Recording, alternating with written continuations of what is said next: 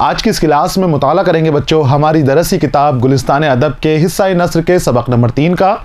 और सबक नंबर 3 का उन्वान है मुख्तसर अफसाना। मुख्तसर अफसाना यानी शॉर्ट स्टोरी, ऐसा अफसाना जो इख्तिसार के साथ लिखा गया हो और ऐसा अफसाना जिसे एक ही नशिस्त में पढ़ा जा सके। सबक के अंदर बच्चों मुख्तसर अफसाने की तारीफ़ दे रखी है, तारीख़ दे रखी है, साथ ही कुछ मुसन्निफ़ीन के लिखे हुए मुख्तसर अफसाने दे रखे हैं। सबक को मैंने कई हिस्सों में तकसीम किया है। पहले हिस्से में हमने मुख्तसर अफसाने के हवाले से मालूमात हासिल की है, मुख्तसर अफसाने की तारीफ़ और तारीख़ के बारे में हमने अहम मालूमात हासिल की है।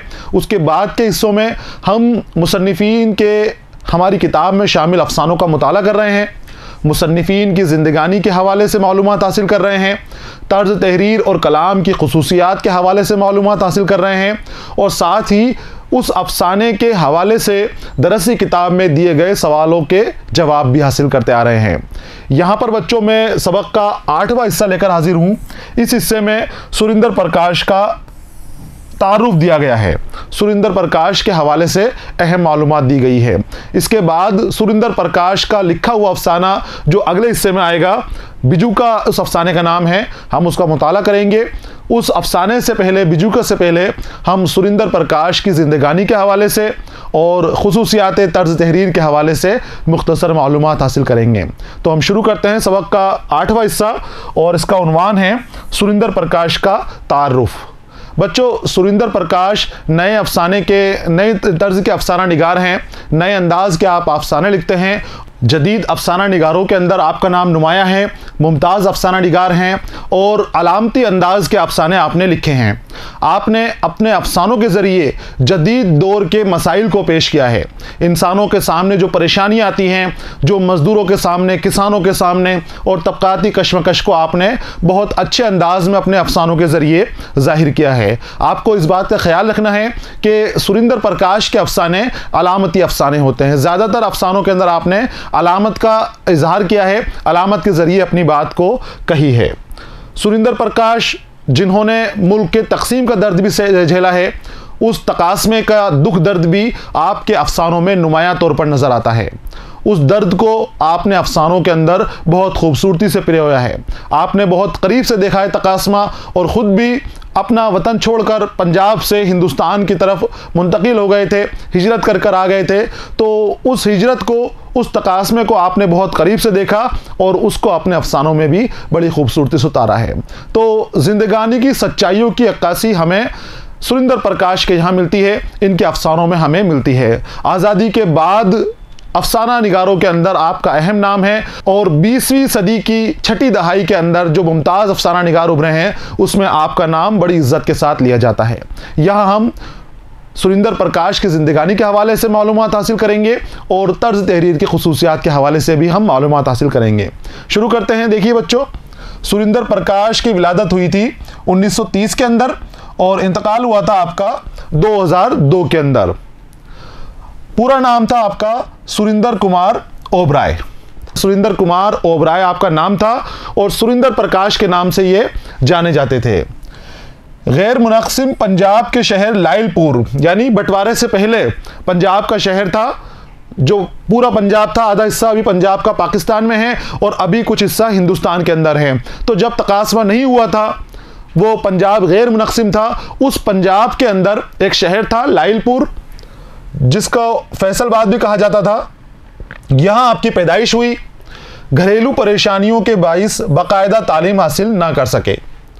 1947 में वालिदैन के साथ दिल्ली पहुँचे, जहाँ हुसूल माश के लिए आपने मेहनत मजदूरी और छोटी मोटी मुलाजिमतें की। शुरू से ही आपकी घर की मुआशी हालात अच्छी नहीं थी, गरीबी के अंदर ज़िंदगी गुजर बसर हुई थी। कम उम्र के अंदर ही आपका तालीम से साथ छूट गया था, पूरी मुकम्मल तालीम आप हासिल नहीं कर पाए थे और उसके बाद जब तकासमा हो गया मुल्क का, 2 हिस्सों में हमारा मुल्क तकसीम हो गया, आप हिंदुस्तान की तरफ आ गए, दिल्ली आ गए। यहाँ भी आपको मुआशी ज़रूरियात को पूरी करने के लिए बहुत परेशानियों का सामना करना पड़ता था, बहुत दिक्कतों का सामना करना पड़ा। छोटे छोटे रिसाले लिखे, नाम छुपा कर खुफिया नामों से अफसाने लिखे और उनको आपने शाये होने के दिए और छोटी मोटी मुलाजिमतें कर कर आप अपनी ज़िंदगी गुजर बसर करने की कोशिश करते रहे। कुतुब फरोशों के लिए फर्जी नामों से आपने कहानियाँ और नावल लिखे और रेडियो में जुज़वक्ती तौर पर स्क्रिप्ट राइटर की हैसियत से भी काम किया। यानी जहां जैसा इनको मौका मिला, जहां से इनको लगा कि मुआश का जरिया बन सकता है, कुछ रुपये पैसे की आमद हो सकती है, वो काम इन्होंने करना शुरू किया। बहुत गरीबी में, बहुत तंग हाली में इनकी ज़िंदगी के शुरुआती दिन गुजर बसर हुए। इसी दौरान में जामिया उर्दू अलीगढ़ के इम्तिहान अदीब और अदीब कामिल वगैरह, ये जामिया उर्दू अलीगढ़ के इम्तिहानात हैं और अदीब और अदीब कामिल ये डिग्रियां हैं जो जामिया अलीगढ़ से हासिल होती हैं।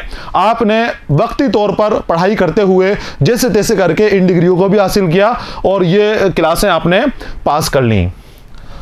सुरिंदर प्रकाश का पहला अफसाना देवता लाहौर के एक हफ्तवार पारस में शाये हुआ।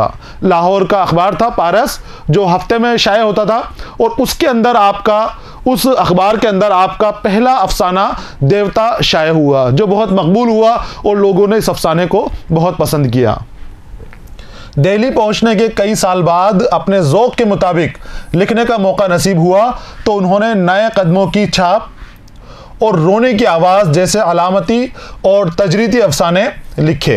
अलामती अफसाने बच्चों में आपको बता चुका हूँ, वो अफसाने जिसमें अलामत के तौर पर किसी चीज़ का इस्तेमाल किया जाए लेकिन इशारा उस चीज़ के ज़रिए किसी दूसरी तरफ ही हो। तजरीदी अफसाने भी वही हैं जहाँ इशारों के अंदर बात की जाए, इशारों के अंदर किसी के ऊपर तंज किया जाए, किसी को कुछ बात बता दी जाए।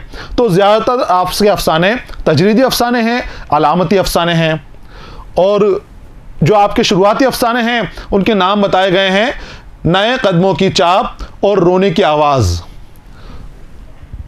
सुरिंदर प्रकाश के अफसानों में नित नए रूप इख्तियार करने वाला तंज और मलाल का उन्सुर नुमाया है।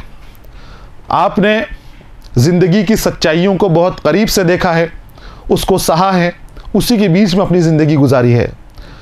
जो परेशानियां आम इंसान के सामने आती हैं, जब कोई रोज़गार नहीं होता है, कुछ काम नहीं होता है, मुआश के ज़रिए दर दर भटकते हैं, उस वक्त कैसे हालात का सामना करना पड़ता है, उन तजुर्बों को अफसाना निगार ने, सुरिंदर प्रकाश ने अपनी ज़िंदगी के मिले हुए तजुर्बों को अफसानों के अंदर उतारा है।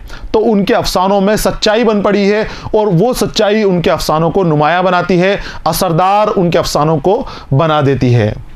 तो नए रूप इख्तियार करने वाला, यानी आपके अफसानों से बोरियत नहीं होती, पुराने नहीं लगते। हर अफसाने में आपके नए अंदाज का तंज मिलेगा, नए अंदाज की अलामत मिलेगी और नए अंदाज का मलाल मिलेगा। ये अफसाने मौजूदा दुनिया के तसन्नु यानी बनावट, दुनिया के बनावट के बारे में, मकर फरेब, फितरत से दूरी और तहजीबी और फिक्री जवाल की निशानदेही भी करते हैं। मैंने आपको बताया कि इन्होंने ज़िंदगी के तजुर्बे बहुत करीब से किए हैं और ज़्यादातर इनके ख़राब तजुर्बे रहे हैं ज़िंदगी के। बहुत तंगहाली में, गरीबी में इनकी ज़िंदगी गुजर बसर हुई, तो उस वक्त जो इनको सामना करना पड़ा है परेशानियों का, लोगों से, दुनिया का सामना करना पड़ा है और दुनिया ने कैसा सलूक इनके साथ किया, वो इनके अफसानों में साफ साफ नज़र आता है। तो दुनिया के तसन्नु कह रहे हैं कि तसन्नु, मकर फरेब, फितरत से दूरी और तहजीब और फिक्री जवाल की निशानी, यानी तहजीब का भी जवाल और फिक्री जवाल भी आपके अफसानों में नज़र आता है। सुरिंदर प्रकाश के अफसानों का पहला मजमुआ दूसरे आदमी का ड्राइंग रूम 1968 में, दूसरा मजमुआ था आपका बर्फ पर मुकालमा, ये 1981 में शाये हुआ, तीसरा मजमुआ बाज़गोई 1988 में और चौथा मजमुआ हाजिर हाल जारी 2002 में शाये हुए। ये 4 मजमुए हैं जिनका आपको नाम याद रखना है बच्चों, बहुत अहम है आपके लिए। पहला मजमुआ दूसरे आदमी का ड्राइंग रूम है जो 1968 में शाये हुआ था। दूसरा मजमुआ है आपका बर्फ पर मुकालमा, ये 1981 में शाये हुआ। और तीसरा मजमुआ बाज़गोई और चौथा मजमुआ हाजिर हाल जारी, ये मजमुआ आपका 2002 के अंदर शाये हुआ था। सुरिंदर प्रकाश को कई रियासती एजाज़ात मिले, यानी छोटे छोटे जो सूबे हैं उन सूबों ने भी इनके काम का एतराफ़ करते हुए, इनकी काबिलियत का एतराफ़ करते हुए इन्हें एजाज़ात से नवाजा। और आपको जो बड़ा एजाज़ मिला है वो बाज़गोई के लिए मिला। बाज़गोई क्या है? उनका तीसरा अफसानवी मजमुआ बाज़गोई जो 1988 में शाये हुआ था, ये बड़ा मकबूल हुआ था और इसी मजमूए के लिए आपको साहित्य अकेडमी अवार्ड पेश किया गया था, जो अदब की दुनिया के अंदर बड़ा अवार्ड कहलाता है, बड़ा एजाज़ कहलाता है। तो साहित्य अकादमी अवार्ड आपको बाज़गोई में मिला और बाज़गोई आपका तीसरा मजमुआ था। इससे पहले 2 मजमुए लिख चुके थे और 1 मजमुआ आपने इसके बाद लिखा, और अफसाना बिजुका इसी मजमुए में शामिल है, जिसका हम मुताला करने वाले हैं। अब जो अगला हिस्सा आएगा वो अफसाना बिजुका, हम उस सबक का मुताला करेंगे। तो ये थी बच्चों सुरिंदर प्रकाश की ज़िंदगानी के हवाले से मुख्तसर मालूमात और तर्ज तहरीर की खुसूसियात, साथ ही कलाम की खुसूसियात का भी हमने मुख्तसर हवाला किया, मुख्तसर मुताला किया। बच्चों अफसाना बिजुका सुरिंदर प्रकाश का अलामती अफसाना है, जो उनकी किताब बाज़गोई से लिया गया है। अफसानवी मजमुआ है, बहुत सारे अफसाने हैं यहाँ पर और ख़ूबसूरत अफसाने हैं, उनमें से एक अफसाना लिया गया है बिजुका। मैं आपको बार बार ये चीज़ बता रहा हूँ कि सुरिंदर प्रकाश अलामती अफसानी निगारी के लिए जाने जाते हैं। आप अलामती अफसाना लिखते हैं। बिजुका भी आपने अलामत के तौर पर इस्तेमाल किया है, और जो मरकज़ी किरदार है इसका होरी, ये आपने प्रेमचंद के नावल गोदान से लिया है। गोदान से होरी को अखज़ किया और आपने अफसाना लिख दिया बिजुका, और इस बिजुका के ज़रिए आपने किसानों की ज़िंदगी की अक्कासी बड़ी खूबसूरती से कर दी है, सच्चाई बयान कर दी है कि किस तरह की मुश्किलात का सामना करना पड़ता है, छोटी छोटी चीज़ों के लिए कैसे मायूसी का सामना करना पड़ता है, छोटी छोटी बातों के लिए महरूमियों का, नामहरूमियों का सामना करना पड़ता है। हमारे मुल्क के किसानों बहुत गरीबी के अंदर बहुत बदहाली में जीते हैं। ये बातें बताने के साथ साथ, यानी किसानों के हालात बताने के बाद साथ साथ उनके मुआशरती हालात बताने के साथ साथ आपने एक पैगाम भी दे दिया है, और वो पैगाम ये है कि हमें हमारी मिल्कियत की हिफाजत खुद करनी चाहिए। कभी भी किसी दूसरे के ऊपर भरोसा नहीं करना चाहिए, किसी दूसरे शख्स को हमारी मिल्कियत की हिफाजत के लिए नहीं लगाना चाहिए। चाहे कौमें हो या इंसान हो, सबकी जिम्मेदारी है कि अपनी चीज़ों की हिफाजत खुद करें, अपनी फसलों की हिफाजत खुद करें, अपनी ममालिक की हिफाजत खुद करें, अपनी मसनूआत की हिफाजत खुद करें। अगर किसी और को हिफाजत की जिम्मेदारी दे दी जाएगी तो आने वाले वक्त के ऊपर वो जिसको मुहाफिज बनाया गया है आपकी चीज़ों में से हिस्सा मांगने लग जाएगा, आपसे हिस्से की तलब करेगा, वो हकदार बन जाएगा आपकी चीज़ों का। तो अपनी चीज़ों में किसी और का हक देने से बचने के लिए आपको खुद को अपनी चीज़ों की, अपनी फसलों की, अपनी कौम की चीज़ों की हिफाजत करनी पड़ेगी। उनके कामों को खुद को अंजाम देना पड़ेगा। किसी भी काम के लिए किसी दूसरे शख्स का, दूसरे लोगों के भरोसे आपको नहीं रहना है। बहुत खूबसूरत अफसाना है। अगले हिस्से में हम बिजुका का मुताला करेंगे। अगले हिस्से तक आपको इंतज़ार करना है। पढ़ते रहिए, खुश रहिए। अलविदा।